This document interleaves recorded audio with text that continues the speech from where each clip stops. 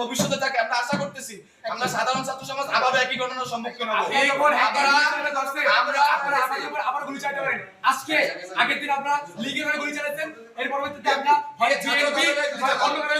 আপনাদের জুনিয়র অফিসাররা কেন স্বতন্ত্র কমিশন চায়? তারা কেন বলতেছে যে আপনারা আমাদেরকে স্বাধীন করুন? কারণ তারা জানে আবার যখন নতুন রাজনৈতিক দল আসবে, আপনারা সেই নতুন রাজনৈতিক দল যদি চাপে পড়ে তাহলে আপনারা আবার আমাদের বুকে গুলি চালাবেন।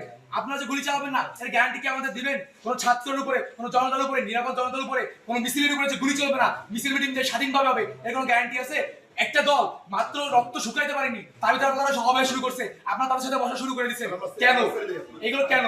আপনারা জবাব দিয়ে আমরা বলি শুনুন, আমি বলি আপনাদের এই খুলনার অনেক প্রশাসন দেখছি সেদিনকে আওয়ামী লীগের আমাদের যখন জোর করে তুলে নিয়ে যাওয়া হয়েছে, আওয়ামী লীগের অনেক আতিপাতি নেতারা আপনাদের আশপাশ দিয়ে ঘুরছে, আপনারা কোনো প্রতিবাদ করতে পারেন নাই। যেহেতু আপনি পুলিশ কমিশনার সেদিনকে কোনো প্রতিবাদ করতে পারেন নাই সন্ত্রাসীদের বিরুদ্ধে।